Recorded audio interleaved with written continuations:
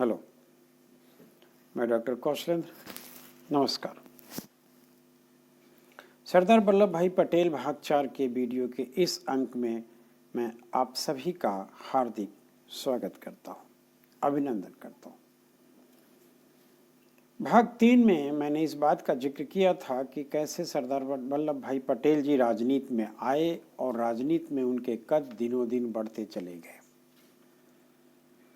बारदोली घटना के बाद जब उन्हें सरदार की उपाधि दी गई थी तो इसे 1928 के कलकत्ता कांग्रेस अधिवेशन में अनुमोदित कर दिया गया, यानी इनके नाम के साथ सरदार उपनाम हमेशा हमेशा के लिए जोड़ दिया गया।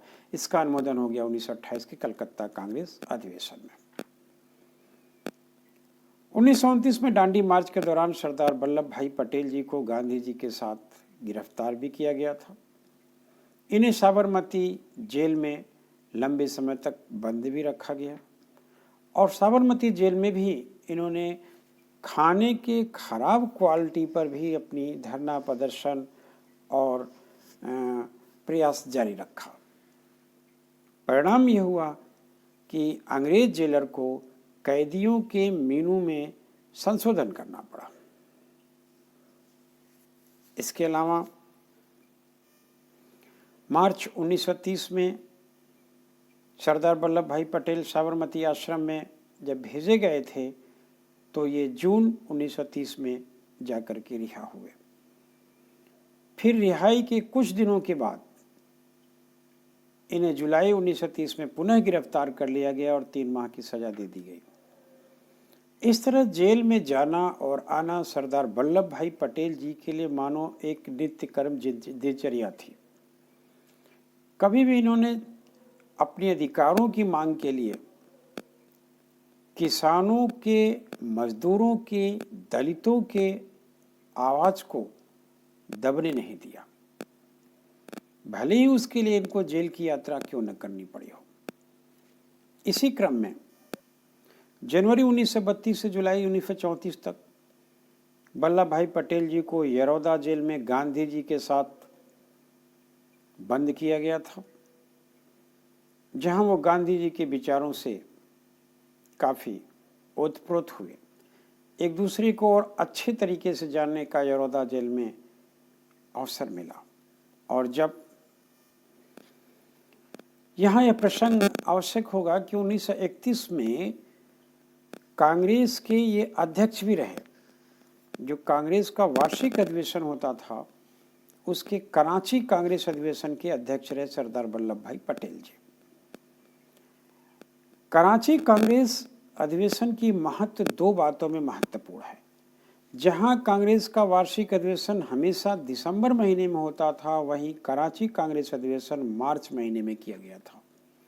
और दूसरा महत्वपूर्ण बात, इसी अधिवेशन में मूल प्रस्ताव पर अनुमोदन दिया गया था, यानी मौलिक अधिकार, व्यक्ति के मौलिक अधिकार का एक मूल प्रस्ताव पास किया गया था कराची कांग्रेस अधिवेशन में सरदार वल्लभ भाई पटेल के नेतृत्व में।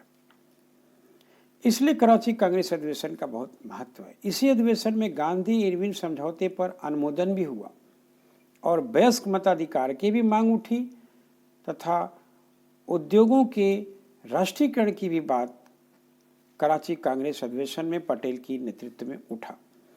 कराची कांग्रेस अधिवेशन में ही गांधी जी ने इस बात को कहा था कि गांधी मर सकते हैं लेकिन गांधीवाद नहीं मर सकता। कराची कांग्रेस अधिवेशन के बाद जब 1931 के बाद जब 32 से लेकर के 1942 तक पूरे 10 वर्ष में कांग्रेस संसदीय बोर्ड के ये चेयरमैन पर्सन भी रहे सरदार वल्लभ भाई पटेल। जब 1937 और 1939 के बीच में 8 राज्यों में जब कांग्रेस की सरकार बनी, उस दौरान पर्यवेक्षक की मुख्य भूमिका में सरदार वल्लभ भाई पटेल का नाम आता है। 1940 के व्यक्तिगत सत्याग्रह के दौरान भी पटेल को जेल की सजा हुई। 1942 में भी वल्लभ भाई पटेल जी को जेल की सजा हुई। 1944 में इन्हें शिमला समझौते के लिए बाहर निकाला गया ताकि वह 1945 में होने वाले शिमला सम्मेलन में भाग ले सके। जब 1946 में अंतरिम सरकार बनाई गई तो उसमें वल्लभ भाई पटेल को एक सूचना प्रसारण मंत्रालय का महत्वपूर्ण पद दिया गया और गृह मंत्री बनाया गया। 15 अगस्त 1947 को जब भारत आज़ाद हुआ था, उस दौरान वल्लभ भाई पटेल को भारत का प्रथम उप प्रधानमंत्री, प्रथम गृह मंत्री और सूचना प्रसारण मंत्री बनाया गया। इन मंत्रालयों की जिम्मेदारी सरदार वल्लभ भाई पटेल ने बाखूबी निर्वहन किया। इनकी उत्कृष्ट प्रतिभा और रियासतों के एकीकरण के लिए इन्हें लौह पुरुष की उपाधि भी दी गई। नवंबर 1948 का एक ऐसा साल है, नवंबर एक ऐसा महीना है जिसमें इन्हें 3 महत्वपूर्ण विश्वविद्यालयों द्वारा डॉक्टर्स ऑफ लॉज की उपाधि दी गई, जिसमें 3 नवंबर 1948 को नागपुर विश्वविद्यालय ने, 25 नवंबर 1948 को काशी हिंदू विश्वविद्यालय वाराणसी ने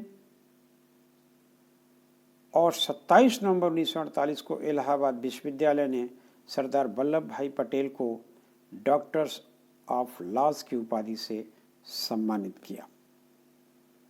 अगले वर्ष सितंबर 1949 में उस्मानिया विश्वविद्यालय ने भी इन्हें डॉक्टर्स ऑफ लॉज की उपाधि से सम्मानित किया।